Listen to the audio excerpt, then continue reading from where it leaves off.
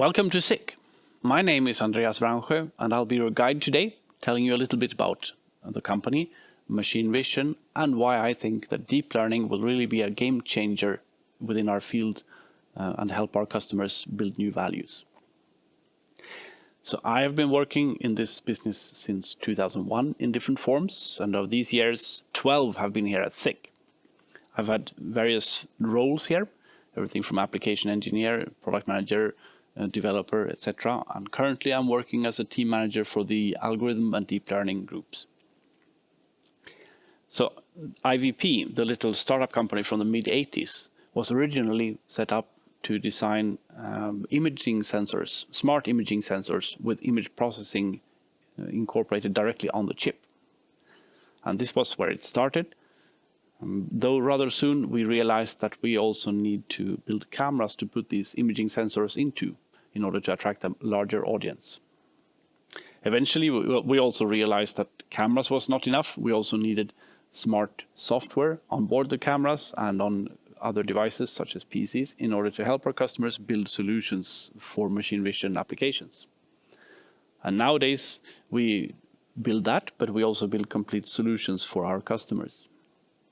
And since the early 2000s, we are completely integrated into the German sensor corporation SICK, which has its base in Waldkirch in the southwest of Germany, just by the foot of the Schwarzwald forest, which is a really beautiful place, by the way. So what do we do here at Linköping more concretely? Well, we work with 2D vision. You can see here data streaming cameras. We have smart 2D cameras. But we also work a lot with 3D vision. This is a laser triangulation unit with a laser and a camera built in. And 3D has for a long time been really our edge, the thing that has brought us to the world. We were pioneers within the field of laser triangulation. And our customers, we find our customers in many different industries, such as automotive industry, wood, food and beverage, electronics and solar, and logistics. And for these customers, we build solutions for quality inspection, for robot guidance, for process optimization, etc., etc. And in the recent years, we have realized the potential of deep learning within all these fields, and therefore we have focused a lot on bringing deep learning to the machine vision market. And today I will show you a few examples of what we are doing there and what I think can be done there, and why I think that this will make a big difference. So let's start it out, and let's start out with the field of sorting. So I have moved to the lab to show you some basic applications and where I see that deep learning is coming into the picture. Imagine that we have these two metallic parts, and now we want to tell the difference between them. Fairly easy, you say. One is much bigger and the other one is much smaller. I agree. And a traditional vision application, and now we're talking 15 years back in time, what you would do is somehow first segment these out from the image, just with whatever method. You just see what is object and what is background. Maybe you show it on a white background, so everything that is not white would be the object. But what if you bring in a second object, which is similar in size to the other one? Then you need to start looking at other features, such as the elongation of the object, or the number of grooves in the object, or the number of holes in the object. And as you can see, if you start to have many of these objects, and a machine could typically perhaps produce 1,000 different objects, but that would be a lot of objects to find features for. And to figure out that how to use a combination of the features in order to figure out which object it is would be very tedious work and a lot of engineering work. And this is typically something that an end customer would not want to do, and probably nobody else either. So therefore, some 15 years ago or so, it was popular to start using pattern matching of different kinds. And that works rather fine. I mean, you show an object and you tell the system, okay, this is the object, learn this shape. And then it would just simply learn that pattern and compare that pattern to everywhere in the image and see if it could find such a pattern. Works reasonably well, although there tends to be a lot of parameters for such a function, and it tends to be a little bit tricky to know how to configure it properly to both work good in terms of accuracy and speed. Imagine then that the objects are not metallic parts, but, for instance, cookies. So these two cookies are of different types. They look kind of similar. And as we understand, you couldn't use pattern matching to see the difference between these cookies because it's not about the pattern. It's more about the ingredients. So you would go back to feature analysis then and look at the different features. What kind of, this one is cranberries, and in this one, I believe there are chocolate chips. So if you look closely at them, you would see that there are differences. But then you're back to this having to figure out what kind of features to look for and how to extract those features from the image. And this is complicated, and it requires a lot of skills and machine vision. It may sound easy, but it isn't. So imagine then that we can now instead use deep learning, which is the way to teach this as you would teach it to a 5-year-old. You show a number of examples of the cranberry cookie. So example 1, example 2, example 3, etc. So the system will see it with different configurations of the cranberries and the kind of wrinkles and things. And it will also come in different positions and orientations, meaning that you will see a lot of different versions of this one. Then you do the same with the chocolate one. So just basically put the camera above a production line and just scan or take pictures of a lot of these cookies. And you do the cranberry day 1 and you do the cookie day 2, whatever. And thereby you collect a lot of data, which you hopefully already know in advance which category each one of them belong to. Otherwise, you will need to tell it that by labeling. But it's still a very simple process. You just show it examples of what you want it to learn, and then the deep learning process learns through classification networks. And having learned that sort of things, well, it's very simple. If somebody comes in with a third kind of cookie, fine, you just send a bunch of them through the system and take new pictures.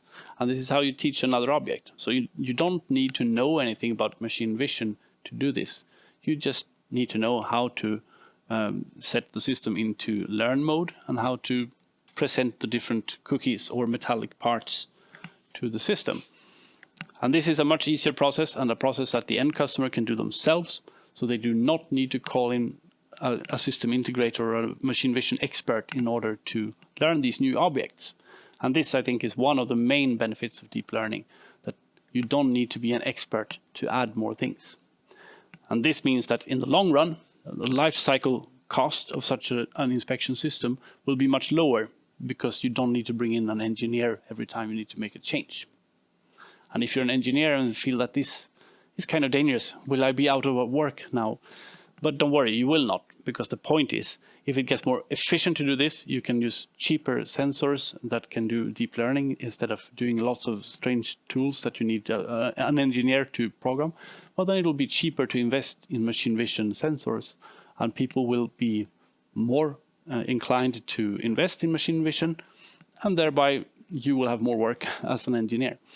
So the fact that more people can use machine vision for more types of application is good for everyone. Okay, but that was pure sorting when we want to tell the difference between type A, B, and C, etc. But sometimes we want to sort between a cookie which is okay and one which is less okay. So we want to find defects. And in this case, when the defects are, first of all, rather obvious and of an understandable kind, then we can use classification for that as well. So we can basically train the system to recognize okay objects and not so okay objects. And then our problem turns back to being a classification, and we can use exactly the same technique as I mentioned earlier. But sometimes the defects are less obvious. It could be just that there's a slight variation in the object, but which is not okay. So we don't want that scratch there. It looks bad. Maybe someone just, it's quite good actually. It's just a bit nudged in the on the edge here. Okay, that's quite difficult for a classification network to understand. And now we are moving into another type of neural network technique, which we call anomaly detection. So basically, in anomaly detection, we would show a number of good cookies, a bunch of them, and say this is what a good cookie looks like. And the neural network model will learn what a good object looks like. It will learn the variations there are in good objects. And then it will compare whatever new image comes in, maybe the one I kind of tasted, to what it has learned about what an okay object looks like. And if it realizes that there are parts of the object that don't look the same, like the groove here, or the little nudge on the edge, it will discover that in this area, this cookie doesn't look like a cookie usually looks. It's an anomaly. So it will automatically realize that this doesn't look right. So the difference between classification is that there we showed it each of the types of object that we wanted to distinguish between, whereas in anomaly detection, we just show good stuff, a variation of good stuff, and it detects anything that does not comply with what we think is a good stuff, is the good stuff. And this is something that opens up a completely new world of applications, where we can basically just teach an inspection system to understand if things are the way they're supposed to or not. If we imagine quality inspection in the old days, well, typically, if we had an object like this one again, okay, maybe we wanted to detect that all these 3 holes were there. We wanted to measure that the width of this thing is what it's supposed to be, and we wanted to see that it's not bent or broken in some kind, and we want to see that there aren't aesthetic problems with it. It's ugly, this one is dirty. Maybe we don't want to see that. There could be scratches in it. There could be scratches on it. There could be stains. There could be whatever kind of defects. And we just want to see anything that doesn't look normal. Well, in the old days, you would put in the tool that, let's say, fit a line here, measure the distance between the lines. Okay, now we have the width. We find the holes using blob finding or circle fitting or something. And we measure the diameter of the hole. We measure the distance from the hole to the edges to make sure it's in the right position, etc., etc. That's tedious work to set up such a system. You have to really check on every detail that you want to verify. Instead, with anomaly detection, all you do is to show a bunch of good such objects. It will learn what it is supposed to look like. Then, if something doesn't match, if the holes are in the wrong place, or there is no hole, or it's fatter than it's supposed to be, or whatever the problem is, if there are stains or so, it will just discover that, no, hey, that's not what it usually looks like. So this must be something strange. It's an anomaly. This is a really powerful tool to perform quality inspection. And I think that this is really going to be a game changer, where you can suddenly start using machine vision for all sorts of applications where you have previously chosen not to do it. It may sound really simple to do something like looking at a glass surface or a aluminium surface or something and just say, okay, does it look good, or are there any defects on it? It sounds very simple, because for a human, what we would do, we take this object up and we look at it from all different directions like this. And if you just look at that, if I just move this a little bit, the object actually looks completely different because of how the light falls in. Sometimes some parts are bright and others are dark. And then if I just change it a bit, it could be the opposite. And this is really difficult in traditional machine vision, to find defects, or for that matter, just to identify the object because of that kind of variations. But with anomaly detection, you just show it a bunch of these. The more the variation, the more examples you will need to show. But you just show it what things are supposed to look like, and it will detect the difference when there is one.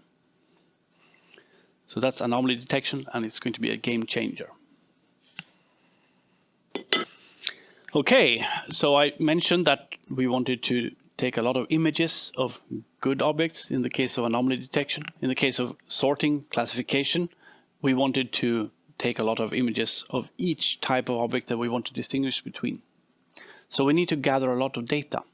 And this is often something you hear, that people would be reluctant to deep learning, that you always need to collect so much data. Isn't this a problem? And yeah, it's a hassle that you need to collect data. But as a matter of fact, this is not new. Because when I spoke about the object matching or pattern matching, indeed, you need only one object and one image in order to teach the shape. It will then look for that kind of shape in every image coming after that. So you just need one object in order to teach the shape. In the case of feature extraction, you will need a few images to try out your filters and your feature extractors and whatever tools you're using. But you will need a few images to make sure that you have tuned them correctly in order to make it seem feasible that this will work. But then you need to validate the system. And in validation of the system, you have always needed to gather a lot of data. And the higher the accuracy requirement on the system, the more data you need. If you need a 99.99% accurate system, well, then you need to take a lot of images of good stuff and bad stuff in order to make sure that your system is actually able to spot every defect or to classify between each kind of object that you want to distinguish between. So the need for a lot of data has always been there in terms of machine vision. So it's a hassle, but it's not new. It's always been there. Now we are, however, turning this into a new way of thinking about it. You show it a bunch of examples, and then you just basically use the experience that is usually there on the factory floor or in the quality staff in the factory. These people have been working there for 30, 35 years. I am always so impressed when I meet these people. They can tell me everything about the production, and if they find a defect on the object, they can tell you exactly why that defect is there. And all this experience that they have built up. That has been very difficult to implement in a vision system before, because they've had to somehow write down into requirements what it is they are looking for. And that going from years of experience into rules and requirements is a very difficult process. But this way of working with it, having the help of these people who have been working with this for so long and who know their applications so well, using that in order for them to tell us, okay, here is a good set of samples. These are showing typical defects. Just look at these and learn. Yeah, and this is perfect for deep learning because that's exactly how we learn. Like a 5-year-old. Look at what the big boys are saying and just learn from their example. And that's why I think the deep learning will fit so much better into the workflow in a real factory than traditional machine vision does. Okay, so let's dive into another application, which is to some degree similar to the previous ones, but with another element of movement. So this is a conveyor belt, and on your right over here, you will see a robot ready to pick anything that would come along this belt.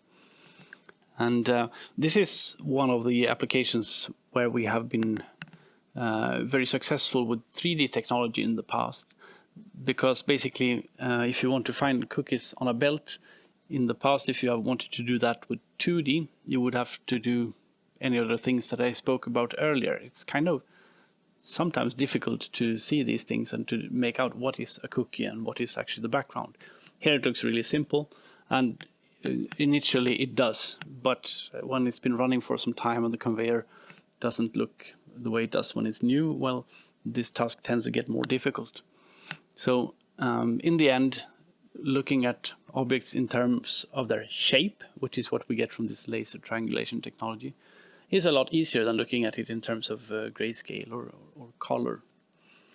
So the way it works here is that when the conveyor moves, we build up a 3D image, which basically gives us height image instead of grayscale image. And that's really efficient when you want to segment these cookies from the background. Anything that's sticking up from the background is a cookie. There can be trouble when things are attached to each other. You then need to figure out what is this cookie and what is that cookie. But the drawback of this is that we have been using the 3D technology. We said it's an advantage, but it's also more expensive and it's more complex. So what if we could do this with 2D technology instead? If we could use a new method which is more efficient in terms of finding the cookies already from the grayscale image, and which does not involve a lot of feature extraction and knowledge about machine vision. Yeah, you guessed it. This is, of course, what we can do with deep learning. So basically, instead of scanning these things and getting the shape from each one of them, we will basically just show the camera examples of this. We show the examples of the cookies. This is a cookie. And by means of semantic segmentation or object detection, which are two of the other deep learning methods, using that kind of methods, we can easily get the system to identify the cookies and find their position. Okay, so now this is all sitting still because actually this lab rig is being redesigned for another purpose. But we will show you some older footage we made this autumn to see it running. So here you go. Now we're in front of our belt picking system. So what we can see here is a laser triangulation camera, a three-dimensional camera, which projects a laser line onto a conveyor. And as objects pass through the conveyor, we'll see what happens here. There is the profiling here builds up a three-dimensional image, which is used to guide a robot to pick these objects from the belt. And we can see what happens on the screen if you put on another object. All right, thank you. So here we actually just see a two-dimensional representation of it, but that is actually a height map, so it's a three-dimensional picture. And what happens over here then is that laser triangulation camera keeps track on where the object is and also when. And it communicates with the robots and they keep in sync, so the robot will know exactly when to go down and pick the object where. And we can have a look at another one, see if it managed to pick them. And there's the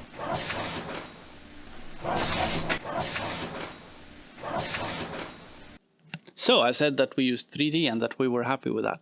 But then again, 3D is a more expensive and to some degree more complicated technology to use than a simple 2D camera. So if we look a bit higher up here, we have our 3D camera right over here with its laser line projector and camera over here.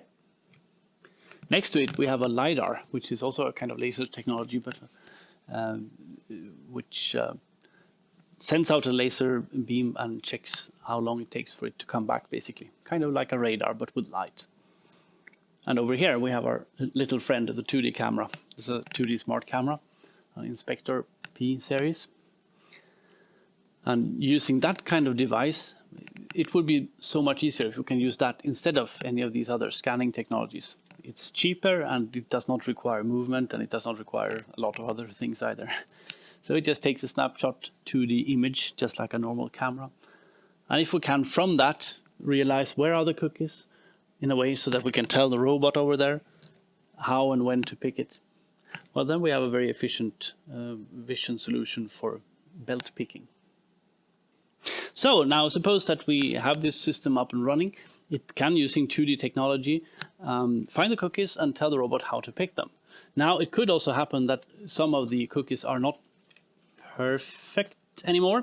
So we would actually like to also do a combination of it. It would be anomaly detection or sorting between good and bad objects. And apparently we have certain need for that in this case. And of course we get this for free because we were already using our deep learning method. And we can have that one tell us that there's something wrong with this cookie. It doesn't look the way that kind of cookie usually looks. So then we would get an indication that there is a cookie here and it doesn't look the way it's supposed to. So then the robot can, instead of putting it down in the package where it goes to the customer, it can throw it away in the dustbin. Okay, so that was belt picking. But now we were mentioning the fact that we need a lot of data. And this is true. It's even more true for deep learning based methods than for traditional machine vision, although it was already the case there. So what can we do? Well, we can of course record a lot of data, and as we showed over there, it was actually quite easy to do that. You just, if you're fitting this inspection system to an already existing product line, you just basically just set the camera there and let it take lots of pictures, and then you label them and tell them what is what. Is this a broken one? Is this a good one? Or is this a chocolate cookie or a cranberry cookie or whatever you're looking at. But in some cases, it is difficult to generate data. And in some cases, it's very difficult to generate defects on data. Maybe you don't want to ruin samples in order to create the defects either, because the samples are very valuable in themselves. Or sometimes it's just not feasible to do it for other reasons. So if you need a lot of data and it's difficult to generate it in real world, how about doing it virtually? Imagine, for instance, this box of objects. Let's say I have a box of identical objects or even different objects, but you have, let's say, the CAD drawing of this object. Well, then you could simulate such objects. You can make them into the virtual world. Actually, this is not we doing this. I have kindly borrowed this image from the internet. But by basically by looking at the CAD drawing and rendering this data as it would look for the particular sensor that you are using at the moment, you can generate photorealistic images from 2D cameras, 3D cameras, laser scanners, what have you.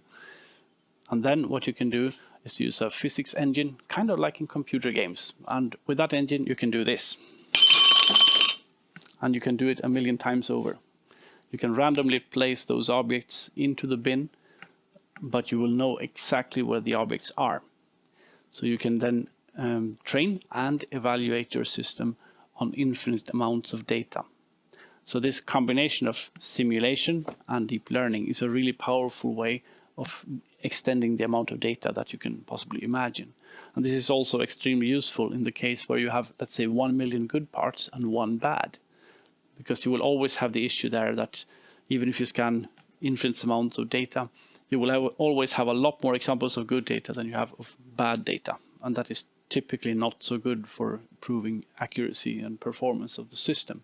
So if you can generate photorealistic data, then you have a much better chance of generating those defects virtually and thereby proving your system to be capable of reaching the performance you need. And the light version of simulation is augmentation, in which you use real data, but you touch it up. You modify the data with adding those scratches or adding those stains or dents or other defects that you want. Or you just move objects around in the image. You change the lighting conditions in the image, or you change the coloring of the image. You add noise or whatever you prefer. You can add in a lot of clutter to make it sort of more difficult for the algorithm to detect it. And by augmentation, you can also extend the real data that you have collected to an infinite amount. So augmentation and simulation, these are really powerful ways of extending the amount of data that is available for training and evaluating your deep learning systems. Okay, but this has been a lot of talking now. The question is, what can we already do? What can we as SICK provide to our customers already today? So I will demonstrate to you a very simple application based on things that I found nearby. So it's maybe not a real application, but it could be. So I will demonstrate how to distinguish between raisins, oats, and well, basically some other kinds of cereals, and these rice puffs at the end. So 5 different kinds of breakfast cereals. I will acquire, let's say, 100 images of each cereal type. This I will then upload into our DStudio web-based, cloud-based service to teach a neural network how to perform this classification. The result from that training I will upload into this Inspector P series programmable smart camera, and then this one will run autonomously, performing this classification without any need of interference from anywhere else. So all the deep learning stuff is inside the camera. All right, so how does it work? Well, I take the raisins, I place them under the camera, I trigger an image, I perform physical augmentation in order for it to look differently, so I don't get the same picture of the same raisins all the time. I take another picture, and I repeat the process.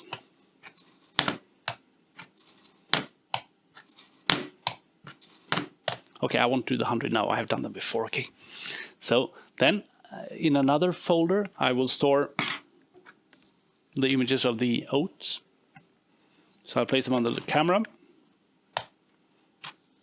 shake it up, etc. And then I repeat this process for all 5 serial types. They're now placed all in 5 different folders, so very easy to relate to which folder contains images of which class. These ones I will now upload into our DStudio cloud-based training service. And the first thing I do there is to define what kind of image classes do I want to distinguish between. So the 5 serial types. And this I do in this way. Start typing in the labels that we wanted to give to images it recognizes. So we have the oats. And for oats, we upload images of oats, which we have here. Select all of them and open them. I do the same for the raisins.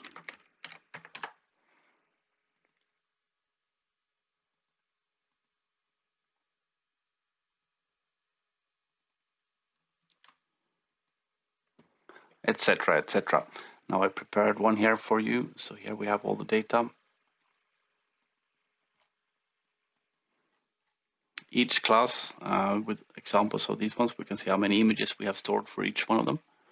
The next step is just to set up a training project. So we just select if we want this to be a large, a medium, or a small network. We try the small one because it runs really fast. It runs in 37 milliseconds on a small embedded device. Then we started training, which basically means you press the start training button. After a while, when it has been training, you can see in this case that the performance of the training is almost immediately going up to 100%. That's maybe we got lucky here, but that's of course a very good result. The network is always able to distinguish between the different serial types. We can also evaluate this through a covariance matrix or a confusion matrix, where we can see how many of the oat cushions were considered oat cushions. And here we can see how many oat cushions were considered oats, and that's 0. So diagonal here is good. Everything on the diagonal means that it did exactly what it was supposed to do. And that's it really. After you've done that, you can just download your model, and that one you can upload to your device. And that can be done using our graphical intelligent inspection application, for instance, in which you can configure your device to run live without any programming needed whatsoever. And I will show you that now. So here we see a combination of traditional machine vision techniques and classification via deep learning. So we use classical methods to do pattern recognition to see where the PCB is. Based on that, we place this rectangle within which we look if this shielding is here or not. And you see how it varies in lighting conditions and all. But when we remove it, it already immediately says that this is not okay because there's no shielding here. So the deep learning method learned how to distinguish between shielding and no shielding. And here's another example where we're actually using classification to do anomaly detection. So we're tiling the image up into smaller pieces.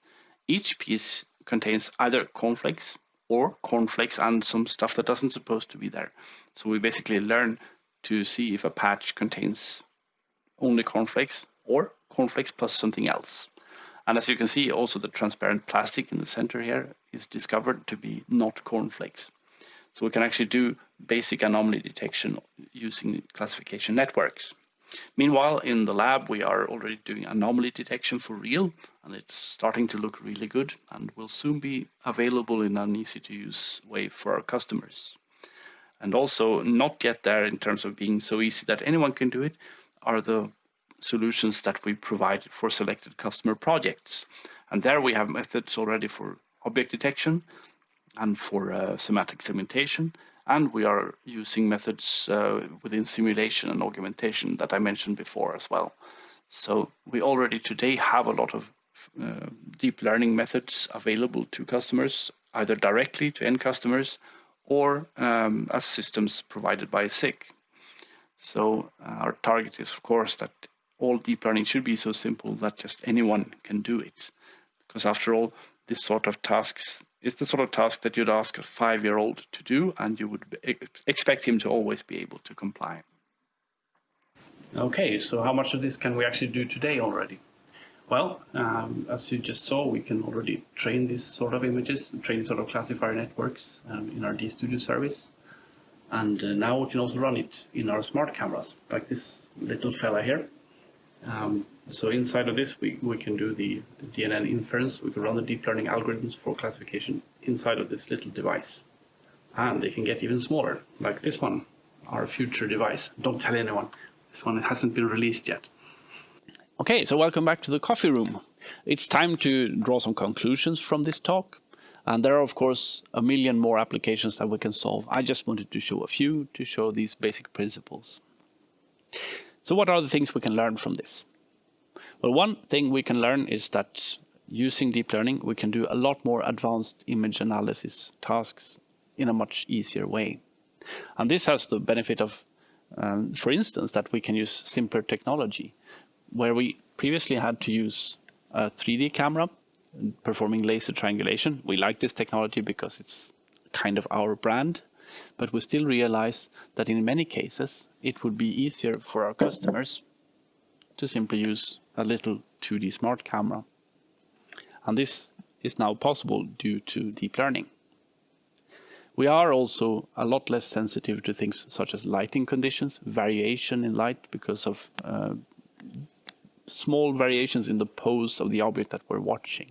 And this is going to make solutions a lot more robust than today. We also see that using deep learning, there is a lot less need for engineering work. So where we previously had to do a lot of craftsmanship kind of work, where we need to find what kind of features should we be looking for here, and how should we combine those into an analysis which solves the entire need of this application. Now we just show things to the camera, say this one is good, this one is bad, or this is of type A, this is of type B, and this is of type C. And the system can handle the rest itself. So it's a lot less complex and needs a lot less engineering and machine vision expertise. This also has the benefit, if you look at a life cycle perspective for these inspection systems, that it'll be a lot cheaper for our end customers. Because in the past, whenever they add a new product to their production line, typically they have had to call their integrator or somebody with machine vision expertise in order to come there and set the new product up. So in the end, now the end customer can do that themselves, which is a lot more efficient.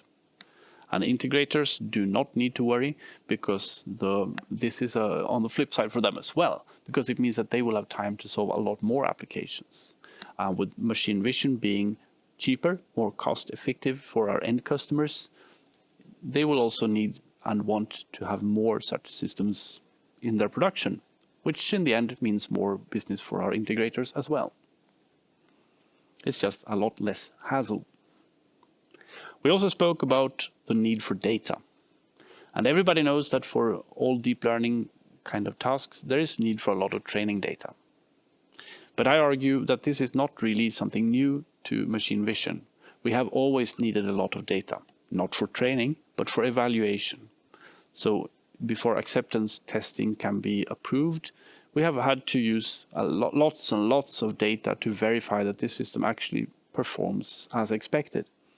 So now we're just adding even more data to be gathered in the data collection phase in order to perform the training.